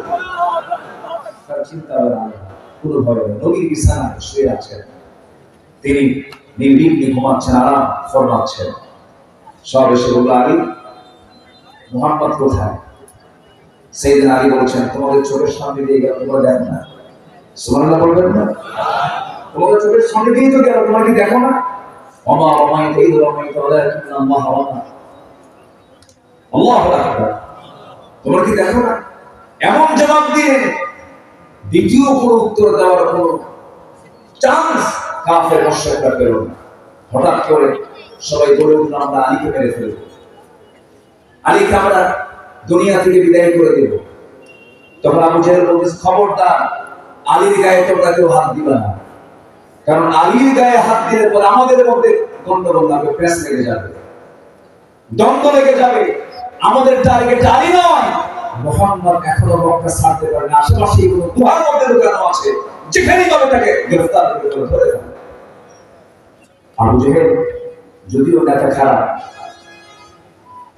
ওর মতো খারাপ নেতা পৃথিবীতে আসবে না, ওর মধ্যেও কিছু যুক্তি ছিল, চিন্তা ছিল। দেখেন, ব্যথা কিন্তু কম না, আলীকে মারতে দিবে না, আমাদের টার্গেট আলী না। আবু জাহেলের ব্যথা কম ছিল না। আবু জাহেলকে আল্লাহ তাআলা এত ব্যথা দিয়েছিলেন যে উটের পায়খানা দেখে সে বলতে পারত যে কোন গোত্রের উট। এত ব্যথা আবু জাহেলের ছিল। আবু জাহেলের নাম ছিল আগে কি? আবুল হাকাম ছিল। হেদায়েতের মালিক কে? আস্তে হেদায়েতের মালিক কে? রাসূল হিজরত করলেন, মক্কার কুরাইশদের সম্পদগুলোকে নিয়ে চলে গেছেন না ফেরত দিয়ে গেছেন? আমলগুলো ফেরত দিয়েছে। কি চরিত্র আল্লাহ তাআলা রাসূলকে উপহার দিয়েছেন। আল্লাহ রাব্বুল আলামিন রাসূলকে জানিয়ে দিচ্ছেন সূরা নিসা 18 নম্বর আয়াত, আল্লাহ রাব্বুল আলামিন বলেন, ইন্নাল্লাহা ইয়া'মুরুকুম আন তু'আদ্দুল আমানাতি ইলা আহলিহা ওয়া ইযা হাকামতুম বাইনান নাসি আন তাহকুমু বিল আদল ইন্নাল্লাহা নি'মা ইয়া'ইদুকুম বিহি। আল্লাহ তাআলা তোমাদেরকে অর্ডার দিয়েছেন তোমরা আমানতটা ঠিক মতো আদায় করবে। আমাদের ব্যাপারে তোমরা কখনো বিন্দু পরিমাণ খেয়ানত করবে না। যখন তোমরা বিচার সাধন করবে, বিচার কার্য করবে, সেই সময় তোমরা আদালত কায়েম করবে, সুষ্ঠু বিচার করবে। আদিলু হুয়া আকরাবু লিত্তাকওয়া, একমাত্র আদালত কায়েমটাই হলো সবচেয়ে শ্রেষ্ঠ তাকওয়ার পথ। আল্লাহ তাআলা রাসূলকে এগুলো বাস্তবায়ন করে দিয়েছেন। আমার নবী তিনদের ব্যাপারে, অসহায়দের ব্যাপারে, প্রতিবেশীদের ব্যাপারে খুব আন্তরিক ছিলেন। আল্লাহ রাব্বুল আলামিন তাকে অর্ডার দিচ্ছেন, ওয়া'বুদুল্লাহ ওয়া লা তুশরিকু বিহি শাইআন ওয়া বিল ওয়ালিদাইনি ইহসানান ওয়া বিদিল কুরবা ওয়াল ইয়াতামা ওয়াল মাসাকিন ওয়াল জারি বিল কুরবা। আল্লাহু আকবার। সূরা নিসা আয়াত নাম্বার 36, আল্লাহ রাব্বুল আলামিন অর্ডার দিচ্ছেন, আল্লাহর ইবাদত ছাড়া কারো ইবাদত করো না, তার সঙ্গে শিরিক করো না, পিতামাতার হক আদায় করো। এরপর আল্লাহ রাব্বুল আলামিন ইতিমদের ব্যাপারে বলেছেন, মিসকিনদের ব্যাপারে বলেছেন। আমার নবী এমন স্বভাব ছিল, কোন শিশু যদি নবীর পাশে দাঁড়িয়ে যেত, রাসূলকে দেখে শিশুর খেলা বন্ধ হয়ে যেত। যদি বলি সুবহানাল্লাহ। কোন বিধবা বিপদে পড়েছে, নবীর পাশে দাঁড়িয়েছেন, নবী তার ফয়সালা করে দিতেন। কোন সহায় ব্যক্তি তার পাশে দাঁড়িয়েছে, রাসূল তার ফয়সালা করে দিতেন। আমার নবীজি মাসরুমদের পক্ষে দাঁড়িয়েছেন, অসহায়দের পক্ষে দাঁড়িয়েছেন। আমার নবীজি নবুয়ত যখন আসে নাই, নবুয়ত প্রাপ্তি যখন হয় নাই, 15 বছর বয়স, সেই সময় থেকে তার দিনকে পেরেশান কাটতে সমাজের চিন্তা তিনি করতেন। হালফুল ফজল গঠন করেছিলেন, এতিমদের পাশে তিনি দাঁড়িয়েছিলেন, বিধবার পাশে তিনি দাঁড়িয়েছিলেন। যেদিন তিনি নবুয়ত পান, জাবের মুখ থেকে যখন সূরা আলাক নিয়ে, কোরআন নিয়ে যখন বাড়িতে ফিরলেন, বাড়িতে ফেরার সঙ্গে সঙ্গে স্ত্রীর সামনে গিয়ে বলছেন, জাম্বিরুনি জাম্বিরুনি ইয়া খাদিজা, খাদিজা তুমি আমাকে বস্ত্র আচ্ছাদন করে দাও। লাকাদ খাশিতু আলা নাফসি, আমি আমার নিজের জীবনের সংকীর্ণ না বুঝে আমি মরে যাব। এবার আম্মা জান খাদিজা রাদিয়াল্লাহু রাসূলকে লক্ষ্য করে বলছেন, ইয়া রাসূলুল্লাহ, হে আমার স্বামী, আপনি এমন করে বলছেন কেন? কি হয়েছে? কিনা আমি মনে হয় মরে যাব, আমি আমার জীবনের সংকীর্ণ। আম্মা জান খাদিজা বলছেন, আমার স্বামী আপনার কি হয়েছে বলুন তো। ও খাদিজা, 5 বছর আমি ধ্যান ভগ্ন থাকলাম, আমি তোমাকে একটা প্রস্তাব দিতে চাই, কি প্রস্তাব বলুন। এবার বলছে খাদিজা, 15 বছর পরে তোমার সঙ্গে আমার পরিচয় হলো, আমি স্বামী, তুমি আমার স্ত্রী। আজকে একটা নতুন পরিচয় দিতে চাই, সেটা হলো আল্লাহ তাআলা আমার কাছে একটা কিতাব নাযিল করেছেন, আল্লাহর কালাম কোরআন। আমি আল্লাহর নবী, আল্লাহ তাআলা আমাকে নবুয়ত দান করেছেন, রিসালাত দিয়েছেন, আল্লাহ তাআলা আমার কাছে আয়াত নাযিল করেছেন, ফেরেশতা পাঠিয়েছেন।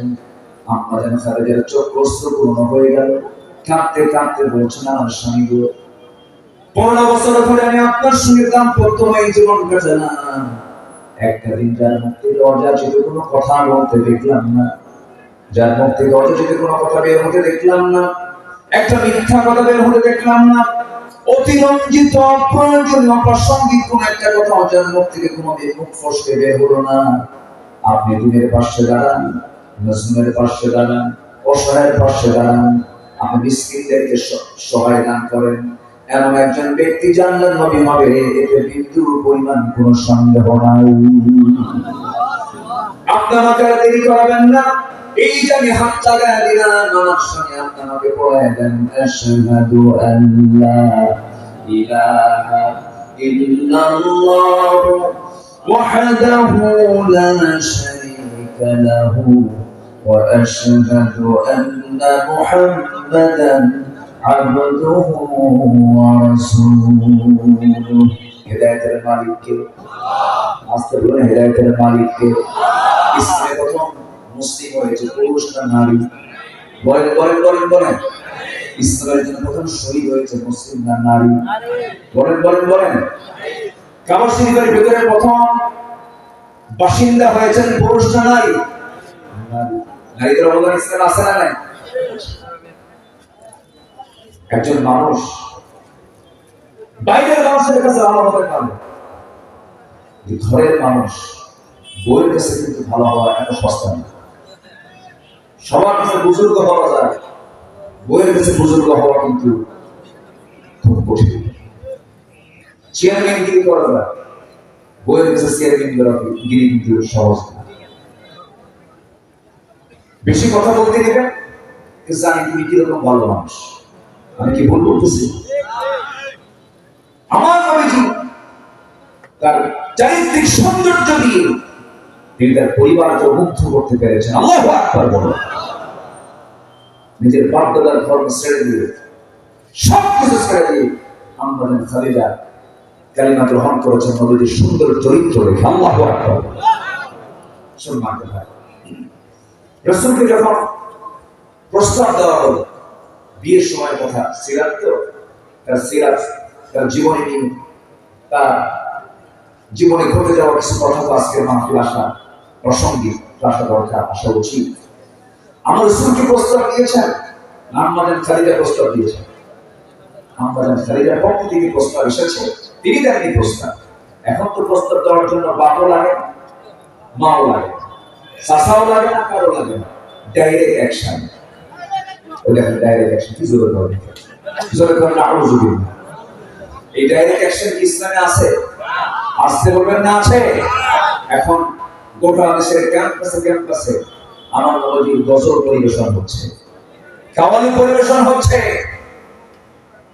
ঢাকা ইউনিভার্সিটি ক্যাম্পাসে আসিম ইউনিভার্সিটি ক্যাম্পাসে প্রত্যেকটা জায়গায় এই নবীর সিরাতের মাসে জন্মের মাসে নবীর জীবনের কাব্য চর্চা চলছে প্রত্যেকটা ক্যাম্পাসে আল্লাহু আকবার এটা আশার দিক আলহামদুলিল্লাহ আলহামদুলিল্লাহ সম্মানিত ভাই আমরা ক্যাম্পাসকে পবিত্র দেখতে চাই প্রত্যেকটি শিক্ষাঙ্গন পবিত্র অঙ্গন এটাকে নাপাক হতে দেব না পর্দার ব্যবস্থাকে নিশ্চিত করতে হবে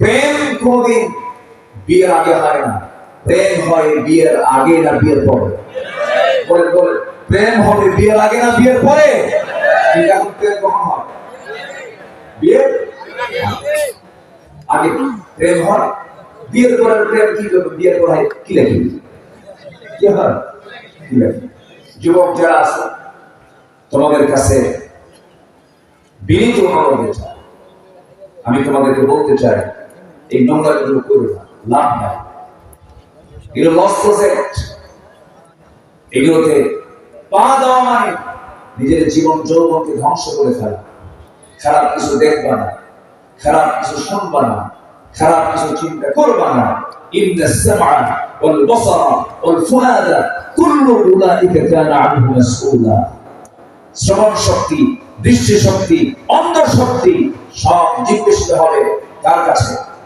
আল্লাহর কাছে এজন্য নোংরামি করতে যাবে না বিয়ের প্রয়োজন বিয়ে যদি করতেই হয় পিছনের দরজা দিয়ে যাবে না সামনের দরজা দিয়ে চলে যাবে মেয়ের বাবার কাছে প্রস্তাব পাঠাবো তোমার বাবার মাধ্যম দিয়ে বাস বিয়ে হয়ে যাবে রিস্কের ফয়সালা কার আজকে রিস্কের ফয়সালা কার আমার নবী বয়স 25 বছর টক বড় যুবক আমাদের খালিদা রাসূলকে চুজ করে ফেললেন একজনকে পাঠালেন প্রস্তাব দেওয়া হলো আমার নবী প্রস্তাবটা পেলেন প্রস্তাব পেয়ে বললেন তাদের বাপও নাই আসতে পারে বাপও নাই মাও দেখেন বাপ নাই মা নাই এরপর তিনি কথাটা শুনিয়ে বললেন আমি কিচ্ছু বলতে পারবো না আমার একজন গাইড আছে আমার একজন গার্জিয়ান আছে চলে গেছেন পিতৃব্য আবু তালিবের কাছে গিয়ে বলেন চাচা খুয়াইলিদের কন্যা খাদিজা নামে একজন মহিলা বিয়ের প্রস্তাব পাঠিয়েছে, কি করা যায়? আবু তালেব বললেন, মুহাম্মদ আমার জানা মতে এই মক্কা নগরে খুয়াইলিদের কন্যা খাদিজার চাইতে পূর্ণ পবিত্রা, উন্নত চরিত্রের দ্বিতীয় কোন নারী এই মক্কায় আমার চোখে পড়ে। যদি বলি সুবহানাল্লাহ, তুমি চোখ বন্ধ করে বিয়ে করতে পারো। চাচা আপনি তাহলে অনুমতি যদি দেন তবেই না হয়। আপনি আমাকে ভাষা শিখিয়েছেন, আপনি আমাকে কথা শিখিয়েছেন, ব্যবসা শিখিয়েছেন, আপনি সব ব্যবস্থা করবেন। বিয়েটা হয়ে গেল। নবীজির বিয়ে হলো কত বছর? 25 বছর। আজকে কিছু যুবক আছে, যুবক থাকে না, বুড়া হয় 50 বছর। কি করে খাওয়াবো? 50 বছর হওয়ার পর কি করে খাওয়াবো? 50 বছরে যদি কেউ বিয়ে করে, 60 বছরের বাচ্চা নিয়ে যখন রাস্তায় হাঁটে, তখন বাচ্চাটাকে লক্ষ্য করে বলে, এই ছেলে, এটা তোমার দাদা না নানা। বিয়ের স্ট্যান্ডার্ড এজ কত? এটার জন্য আদর্শ হচ্ছে মুহাম্মদ সাল্লাল্লাহু আলাইহি ওয়াসাল্লাম। বাপও নাই, মাও নাই, ব্যবসাও নাই, টাকাও নাই, পয়সাও নাই। 25 বছরে তিনি বিয়ে শুরু করলেন। বিয়ে করার পর মক্কার কুরাইশরা মক্কার ধনীরা সব এক জায়গায় হয়ে সবাই বললো, খাদিজা একটা কাজ করলো, টাকা নাই, পয়সা নাই, একটা গরিব মানুষ, একটা গরিব মানুষ সে খাদিজার মতে মক্কার টপ একজন ধনী মহিলা, এটাকে স্বামী হিসেবে গ্রহণ করতে পারলো? এই কথাটা আম্মাজান খাদিজার কানে চলে গেছে। শোনা মাত্রই ধনী তো তিনি তো মক্কার সবচেয়ে বড় একজন ধনাঢ্য ব্যবসায়ী, তার একটা প্রভাব চতুর্দিকে আছে, তার বিরুদ্ধে কথা হচ্ছে, তার কানে আসছে। সব ধনীকে তিনি আমন্ত্রণ করলেন।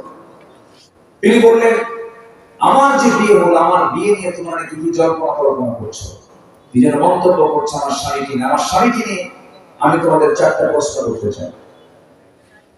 নাম্বার 1 প্রশ্ন হলো, আমার স্বামী, যিনি আমার স্বামী হয়েছেন, যার সঙ্গে আমার বিয়ে হয়েছে, তার ব্যাপারে 1 নম্বর প্রশ্ন হলো, বলতো আমার স্বামীর চরিত্রটা কেমন? সবাই বলল, এই মক্কা নগরে যত যুবক দেখেছি, যত চরিত্রবান যুবক দেখেছি, এর চাইতে ভালো মানুষ আমরা দেখি নাই, যার মুখে একটা মিথ্যা কথা নেই, আমরা তাকে আল আমিন বলি। নাম্বার 2 হলো, সুরাতের কথা বলি। এখন সিরাত তো তোমরা বললে, এখন আমি বলবো আমার স্বামীর সুরাতটা কেমন। সবাই বলে ফেললো, এই মক্কা নগরে শুধু নয়, এই জীবনে আমরা যত মানুষ আমাদের চোখের সামনে দেখেছি, মুহাম্মদ বিন আব্দুল্লাহর চাইতে সুন্দর সুশ্রী যুবক আমাদের চোখে দ্বিতীয়টা পড়ে নাই। এবার আম্মাজান খাদিজা বলছেন, কেন করে এসে শোনো। নাম্বার 3 প্রশ্ন হলো, আমার স্বামী, আমি যাকে স্বামী হিসেবে গ্রহণ করেছি, তার বংশ বুনিয়াদ কেমন? সবাই বলল, আরবের যত বংশ আছে এর মধ্যে শ্রেষ্ঠ বংশ হলো কুরাইশ বংশ। 1 নাম্বার বংশ, চাইতে বড় বংশ এই মক্কা নগরে আর নাই। এবার তিনি বললেন, আমার স্বামীর সুরাত শ্রেষ্ঠ, আমার স্বামীর সিরাত শ্রেষ্ঠ, আমার স্বামীর বংশটাও শ্রেষ্ঠ। নাম্বার 4 আমি প্রশ্ন করব, আমার স্বামীর টাকা পয়সা কেমন? এবার গলা ছাড়া দিয়ে সবাই বলতে, সেই জন্যই তো মনে করছিলাম টাকা নেই, পয়সা নেই, ফকির মানুষ। এবার আম্মাজান খাদিজা বলেন, শোনো, টাকা দিয়ে চরিত্র বানানো যায় না, টাকা দিয়ে চেহারা সুন্দর বানানো যায় না, টাকা দিয়ে বংশ পাওয়া যায় না। এই 3টা গুণ যখন আমি পেয়েছি, আমার স্বামীর শুধু একটাই ঘাটতি, সেটা হলো টাকা পয়সা নাই। ও মক্কার সমস্ত ধনীরা, তোমরা সাক্ষী থাকো, আমি খাদিজা এই মুহূর্তে তোমাদের সবাইকে সাক্ষী বানায় আমি এই মুহূর্তে ঘোষণা দিলাম, আমি জানি আমার স্বামীর চরিত্র কেমন। আমি আমার নিজের জীবনে অর্জিত স্থাবর সম্পত্তি, আমার সমস্ত সম্পত্তি মুহূর্তে আমি মুহাম্মদ আমার স্বামীকে আমি দান করে দিলাম। যদি বলি আল্লাহু আকবার। এখন মক্কার ধনীকে বলেন মুহাম্মদ সাল্লাল্লাহু আলাইহি ওয়াসাল্লাম। চিন্তা করুন, চরিত্র কত উন্নত হলে পরে বাড়ির স্ত্রীর স্বার্থটা দেখে আমরা বাড়িতেও ভালো থাকবো। জোরে বলি ইনশাআল্লাহ। এখানে বউকে পিটার প্রয়োজন, তারা তার হাত করবে, কেউ হাত করবে, সবাই তো মাশাআল্লাহ। বউকে পিটান আপনারা যারা হাত করছে তারা আমাকে বিয়ে শাদী করবে। এখন বউকে পিটানো কি সুন্নাতে মুআক্কাদা? রাসূল কোন স্ত্রীকে মেরেছেন এমন কোন রেকর্ড আছে? এমন কোন রেকর্ড আছে?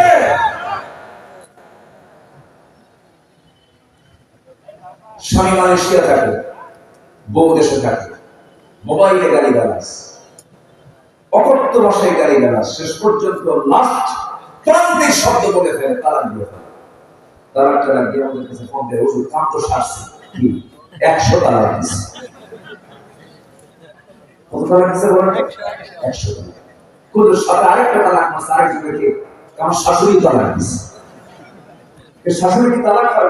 রাগটা ওনার উপরই বেশি, এই জন্য ওনারও তালাক দিচ্ছে। বলেন বিশ্বনবীর সুন্নাহ কি এমন ছিল? নবীজির সুন্নাহ কি এমন ছিল? সূরা তাহরীম পড়লে তার ধৈর্য কেমন ছিল স্পষ্ট হয়ে গেল। লিমা তুহাররিমা মা আহাল্লাল্লাহু লাক। সম্মানিত ভাই, দেখতে দেখতে ঘড়ির কাঁটা চূড়ান্ত সংখ্যায় পৌঁছে যাচ্ছে, প্রায় 12টার কাছে। অনেকে কিছু অংশ মানুষ চলেও গেছে অনেক দূর থেকে, বিভিন্ন থানা থেকে মা ফিরে এসেছেন। সময়ের কাঁটা শেষ প্রান্তের দিকে আস্তে আস্তে যাচ্ছে, আমিও শেষের দিকে আস্তে আস্তে চলে যাব। আমাকে নিয়ে, আমি আপনাকে নিয়ে একসঙ্গে আমরা দোয়া করবো। শরীর বয়স আমি করছেন তো ইনশাআল্লাহ। শহীদদের জন্য দোয়া হবে, যারা দুনিয়ার বুকে ইসলামকে বিজয়ী করার জন্য, দুনিয়া থেকে জুলুমকে নিশ্চিহ্ন করার জন্য নিজের বুকের তাজা প্রাণ পর্যন্ত ঠেলে দিয়েছেন। তাদের জন্য কি আমাদের দোয়া করার দরকার আছে না? বাস্তবে আছে না নাই? আল্লাহ শহীদ কামরুজ্জামানের এই ধন্য, তার জন্ম এলাকায় হয়েছে, এলাকায় অবশ্যই ধন্য আমি মনে করি। আল্লাহ তুমি তার এই জনপদকে ইসলামের জন্য কবুল করে দাও, দ্বীনের জন্য কবুল করে দাও। আমার রাশেদ ভাই হাফেজ রশিদুল ইসলাম, আপনারা ধন্য। এমন একজন, কি বলবো আমি, এমন কোন গুণ নাই। কোরআনের যিনি হাফেজ, এর চাইতে বড় গুণ আর কি হতে পারে? 30টা পারা কোরআন যার সিনায় থাকে, সে হচ্ছে আল্লাহ নির্বাচিত বান্দা। বলি আলহামদুলিল্লাহ। কোরআন তো মুখস্থ করতে পারে না। লা তুহাররিক বিহি লিসানাকা লিতা'জালা বিহি ইন্না আলাইনা জামআহু ওয়া কুরআন। রাসূল আপনি এত জিহবা ওড়াবেন না, মুখস্থ করার জন্য এত চেষ্টা করার দরকার না। আমি আল্লাহ নিজে আপনার সিনার মধ্যে কোরআন জমা করে দেব। কোরআন তো মুখস্থ করতে পারে না, কোরআন সিনার মধ্যে জমা করে দেন তিনি কে? আমার রাশেদ ভাইকে আল্লাহ তাআলা কবুল করে নিন। জোরে বলি আল্লাহুম্মা আমিন। আরো কিছু পয়েন্ট ছিল, আমি আলোচনার শেষ প্রান্তে চলে যাচ্ছি। ফজর নামাজ পড়বো, কার একটা হাত তুলে দেখেন, ফজর নামাজ পড়বো। চিৎকার মেরে বলি ইয়া আল্লাহ, আমাদেরকে ফজর, যোহর, আসর, মাগরিব, ইশা 5 ওয়াক্ত সালাত আদায় করা তৌফিক তুমি আল্লাহ দিয়ে দাও। জোরে বলি আমিন। আরো জোরে আমিন, আরো জোরে আমিন। আসুন 16-12টা বাজে, 11:59, 55 বাজে। আমরা ধীরে ধীরে এখন দোয়ার দিকে যাব। যে যেখানে আছি আমরা কিছু নামাজের মতো করে বসে যাই, তাশাহুদের সূরাতে বসে যাই। আমরা আল্লাহর কাছে যাব, আল্লাহর কাছে বলবো আল্লাহ যেন আমাদের জিন্দেগীর সকল গুনাহকে আল্লাহ তাআলা মাফ করে দেন। জি, আমার বন্ধুরা, আমাদের সন্তান তারাই তো ছাত্র, তাই না? ছাত্রদের যে ত্যাগ, ছাত্রদের যে কুরবানি, আল্লাহ তাআলা কবুল করুন। জোরে বলি আমিন। শহীদ সাঈদ মুগ্ধ। এরপর এই শেরপুরের মাটিতেও অনেক শহীদ হয়েছে। শহীদ মাহবুব, সৌরভ, সবুজ, এই তিনটা কলিজার টুকরা দুনিয়া থেকে বিদায় নিয়েছে। তারা তো আমাদেরকে ঋণী করে চলে গেছে। তারা তো সফল। আল্লাহ তুমি তাদের খবরটাকে জান্নাতের টুকরা বানায় দেন, তাদেরকে জান্নাতের উচ্চ মাকাম তুমি আল্লাহ দিয়ে দাও। সম্মানিত ভাই, সম্মানিত বন্ধুগণ, আমরা সবাই চলে যাব।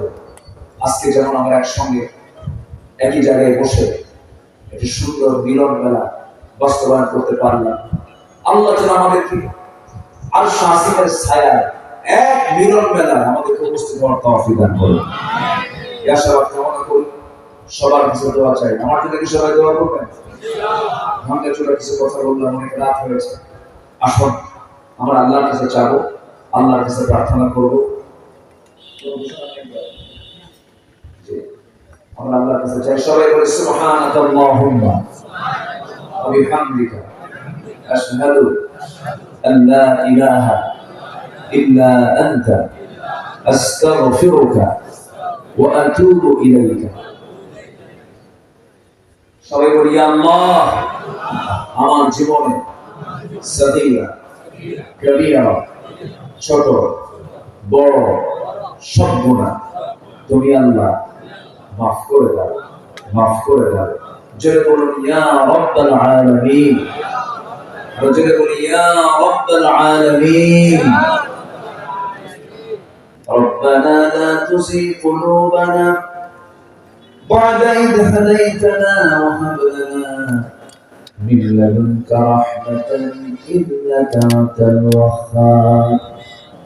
গভীর নিঝুমরাত ঝিমানো রাত্রিতে চাঁদের মতো হাজারো মুসলমান নরনারী নিয়ে তোমার কালামে একটি সূরার প্রথম দিকের কয়েকটা আয়াতকে সামনে রেখে তোমার প্রিয় নবীর সিরাতকে সামনে রেখে কিছু আলোচনা করেছি।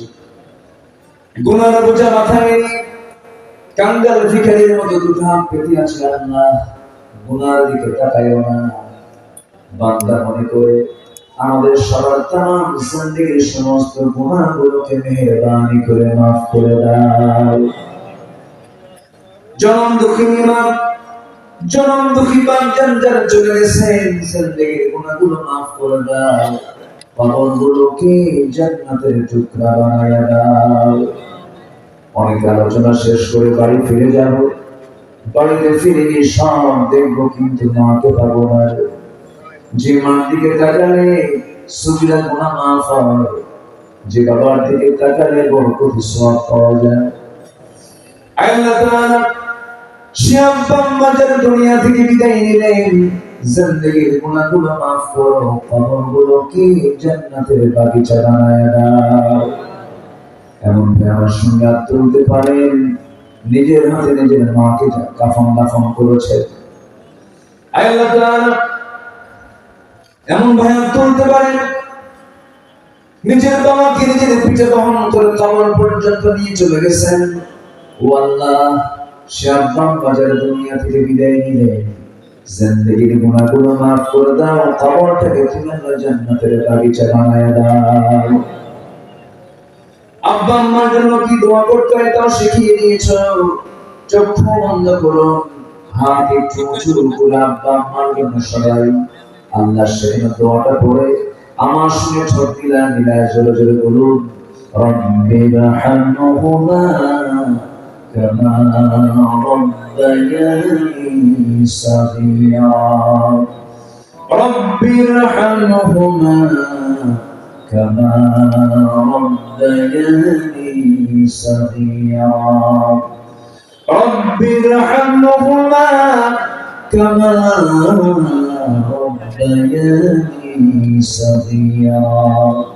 আল্লাহ তাআলা বিশেষ করে এই মাহফিল আয়োজন করলেন যারা কষ্ট করে দূর দূরান্ত থেকে যারা শোনার জন্য আসলেন। বিনিময়ে কিয়ামতের কঠিন ময়দান যেদিন কেউ কাউকে চিনবে না, এমনকি মা সন্তানকে পর্যন্ত স্বীকার করে বসবে।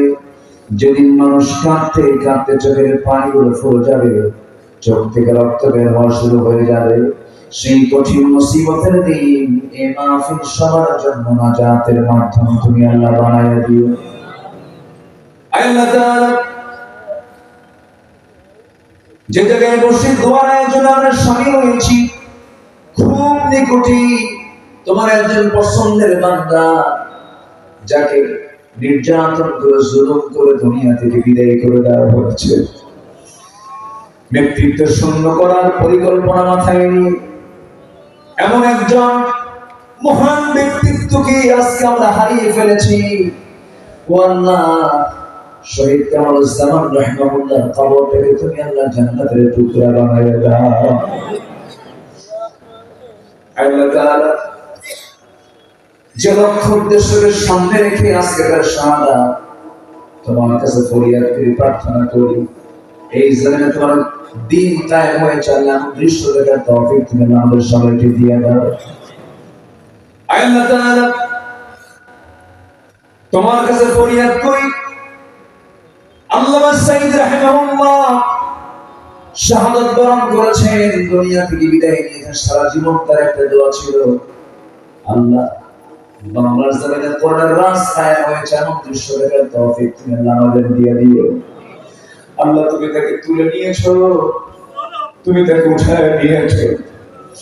আল্লাহ তাআলা তোমার কাছে ফরিয়াদ করি, তাদের ত্যাগ এবং কুরবানির এক নাম্বার কারণ যেটা হলো তোমার জমিনে তারা তোমার দিন কায়েম করতে চেয়েছিলেন, দিনটাকে বিজয়ী দেখতে চেয়েছিলেন, বিজয় করতে চেয়েছিলেন। আল্লাহ তাআলা মেহেরবানি করে তোমার জমিনে তোমার কোরআনের রাজ কায়েম হয়েছে। আল্লাহ এমন দৃশ্য দেখার তৌফিক তুমি আমাদের সবাইকে দিয়ে দাও। আল্লাহ তাআলা সবাই একদিন দুনিয়া থেকে বিদায় নেব, প্রতিদিন মালাকুল মউত সবার সাথে সাক্ষাৎ করে যায়, কেউ যেন কবজ করে নিয়ে চলে যায়, কাউকে রেখে চলে যায়।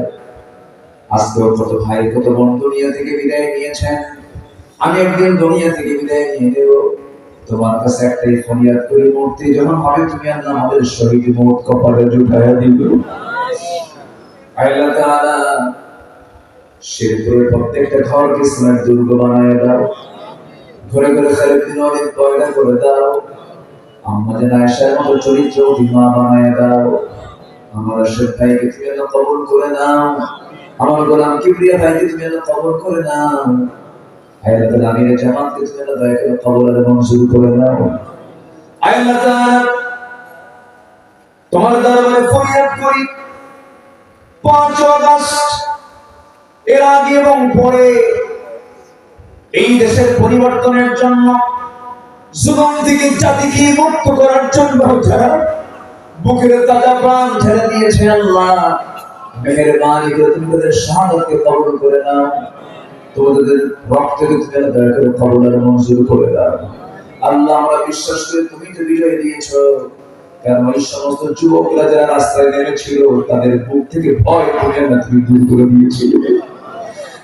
হায় আল্লাহ তাআলা তাদের কদমকে তুমি মজবুত বানিয়ে দিয়েছিলেন। ও আল্লাহ ওই সমস্ত ছাত্রদের জন্য দোয়া করি যারা দুনিয়া থেকে বিদায় নিলেন, কবরটাকে তুমি জান্নাতের টুকরা বানায়া দাও। হায় আল্লাহ তাআলা আমার শরীরে আমিন আমিন করছেন, যার জানের মাকসুদ তুমি দয়া করে কবুল করে নাও, যাদের সমস্যা তুমি সমাধান করে দাও। আল্লাহ তাআলা বাইতুল মুকাদ্দাস মুসলমানদের প্রথম কিবলা, মেহেরবানি করে বাইতুল মুকাদ্দাসকে তুমি মুসলমানদের হাতে তুলে দাও। 180 কোটি মুসলমানের দুনিয়া, 56টি মুসলিম রাষ্ট্র, গোটা পৃথিবীর খনিজ সম্পদ, সকল সম্পদ আজকে অধিকাংশ মুসলমানদের হাতে থাকার পরে মুসলমানরা আজকে নির্যাতিত নিপীড়িত। তোমার দরবারে ফরিয়াদ করি 180 কোটি মুসলিম জনতার জন্য অমরের মতো একজন নেতা তুমি আল্লাহ গোটা পৃথিবীতে পাঠায় দাও। আল্লাহুম্মা দাম্মির আ'দা'আদ-দ্বীন, আল্লাহুম্মা শাত্তিত শামলাহুম, আল্লাহুম্মা মাজ্জিদ জামা'হুম, আল্লাহুম্মা দাম্মির দিয়ারহুম, আল্লাহুম্মা ইন্না নাজআলুকা ফী নুহুরিহিম ওয়া নাউযু বিকা মিন শুরুরিহিম। দুনিয়া থেকে কোনদিন বিদায় নেব জানি না, মালাকুল মউত কোনদিন আসবে কেউ আমরা বলতে পারি না, তবে যদি মরে যাব টান মেরে ঘর থেকে বের করে দেবে। জীবনের শেষ গোসলটা হয়ে যাবে, মরানো সব দেখে দেখে চলে যাবে, টেনে হেঁচড়ে ঘর থেকে বের করে দেবে। সেলাইওয়ালা কাপড় চলবে না, সেলাইবিহীন কাপড় পরায় দেবে, মাথায় বাঁধন পায়ে বাঁধন দিয়ে দেবে, টেনে হেঁচড়ে খবরের দিকে নিয়ে চলে যাবে রে। জানাজা শেষ হয়ে যাবে, খবরের সহায় দেবে, বাঁশ চাপা দেবে, মাটি চাপা দেবে। 24 ঘন্টা যাবে না, মাথার চুলগুলো সব খসে খসে পড়বে। 3 দিন যাবে না, চামড়া গুলো গলে গলে পোকার পিঠের খাবার হয়ে যাবে। মাত্র 3 দিন পেটের নারী মানে সব চোখ মুখ কান নাক দেবে হওয়া শুরু হয়ে যাবে, কিম্মত কিমতের চেহারা হয়ে যাবে। এই মাথার চুলে কত শ্যাম্পু দিলাম, চামড়ায় কত তেল সাবান লাগালাম, এত সুন্দর সাজানো গোছানো এই সুন্দর যত্নে করা বডি মরে যাওয়ার সঙ্গে সঙ্গে মাটিকে শেষ করে ফেলবে। যে পোকা থেকে ভয় করতাম সেই পোকা আমার দেহে রাজত্ব বিরাজ করবে। মাত্র 3টা মাস কবর খনন করে যদি দেখা হয়, কবরে কয়েকটা হাড় গোড় ছাড়া কিছুই খুঁজে পাওয়া যাবে না। সেই অন্তিম সময়, অন্তিম মুহূর্তে যখন চলে আসবে, জবানে সারি করে দিও করো যে কালিমা তাইয়্যিবা লা ইলাহা ইল্লাল্লাহ মুহাম্মাদুর রাসূলুল্লাহ।